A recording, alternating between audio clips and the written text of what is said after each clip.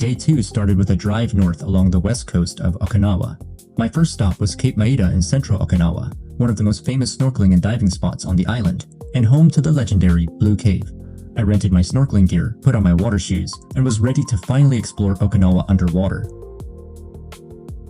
One thing I really appreciated about the Japanese rental gear, these water shoes actually have proper anti-slip soles. And believe me, they were needed. The rocks here are really slippery.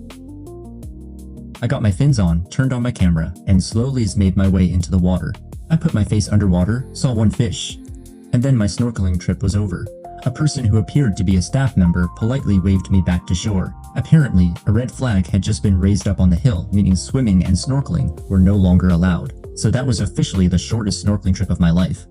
Total duration, approximately 10 seconds. And honestly, I wasn't scared of dying. But apparently, the Japanese authorities were more concerned about keeping me alive than I was. So I had no choice but to get out. As disappointing as it was, nature always gets the final say. The ocean basically said, not today. So instead, I went back up to the cliff and enjoyed the view from dry land.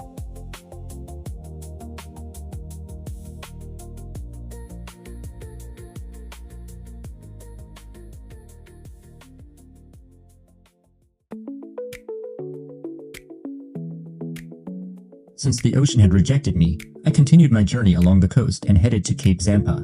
This is one of the most dramatic coastal landscapes in Okinawa, famous for its towering cliffs, rugged coral rock coastline, and iconic lighthouse.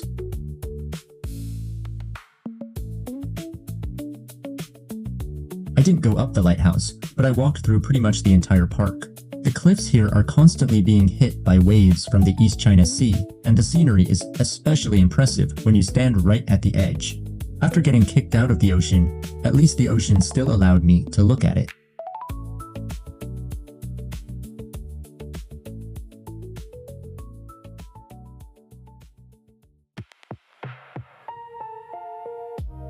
Next, I headed to Zakimi Castle ruins, one of Okinawa's most important historical sites and part of the UNESCO World Heritage Site, known as the Gusu sites and related properties of the Kingdom of Ryukyu.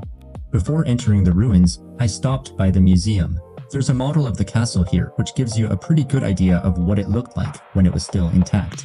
The museum also has a model of a traditional Ryukyuan house, and this was quite different from what I normally associate with Japan. Traditional homes for ordinary Ryukyuan people often had thatched roofs, rather than the iconic red-tiled roofs that we usually associate with Okinawa. The houses were generally low and sturdy, which made sense in a subtropical environment where typhoons are a regular part of life. After the museum, it was finally time to see the actual castle. Zakimi Castle was built in the early 15th century by Gosamaru, one of the most powerful military leaders of the Ryukyu Kingdom. At the time, the Ryukyu Kingdom was still consolidating its power, and Zakimi Castle was built as a military stronghold. Its strategic location gave Gosamaru a good position to defend central Okinawa, monitor important routes, and keep an eye on potential rivals in the region. So this wasn't exactly a vacation home with a nice ocean view.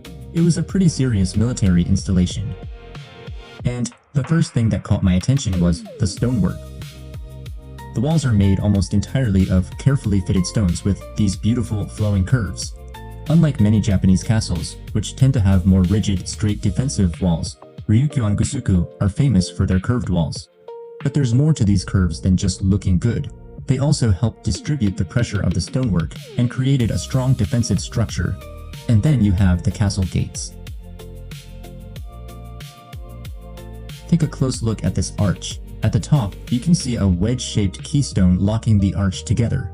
The stones on either side push against each other, while the keystone helps hold the whole structure in place. What's interesting is that not every opening in the castle has such an obvious keystone. The most prominent surviving arches use this technique, while other openings were built differently. So the keystone isn't just some decorative piece stuck in the middle. It's basically the final piece of the puzzle that locks the arch together. And considering this technology was being used here around 600 years ago, it's pretty impressive.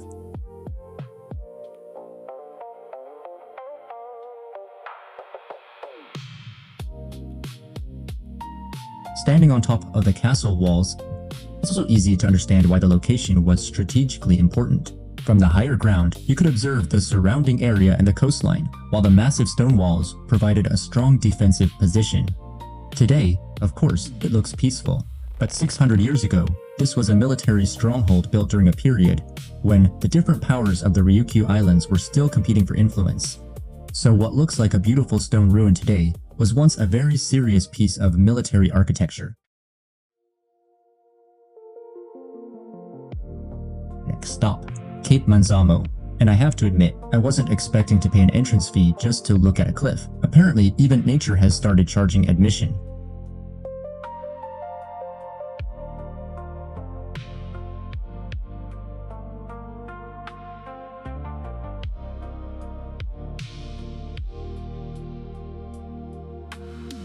But once I got out to the viewing area, I understood why this place is so popular. The most famous feature is this enormous coral rock formation that looks surprisingly like an elephant's trunk. The cliffs were shaped over thousands of years by waves constantly eroding the limestone and coral rock.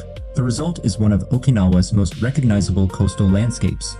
The name Manzamo is said to come from a Ryukyu king, who described the grassy area as being large enough for 10,000 people to sit down. I'm not sure whether 10,000 people could actually fit here, but there were definitely enough tourists to make me believe they were trying.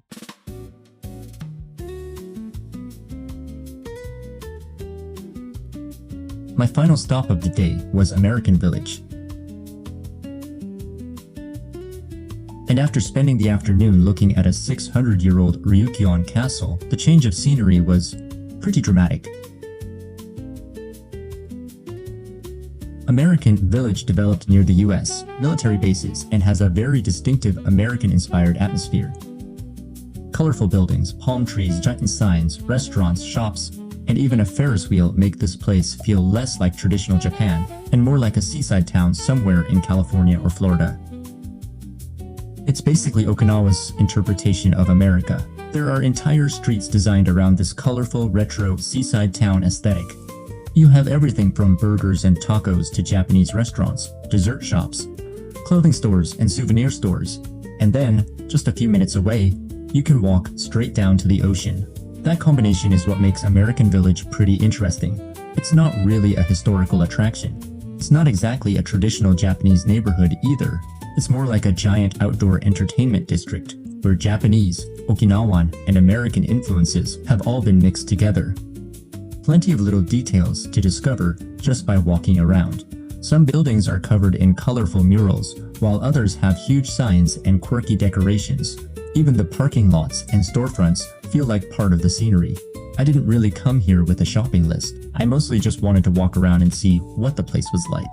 Every few steps, there's another colorful wall, sign, sculpture, or building that looks like it belongs in a photo shoot. And if you stay until sunset, the atmosphere changes again.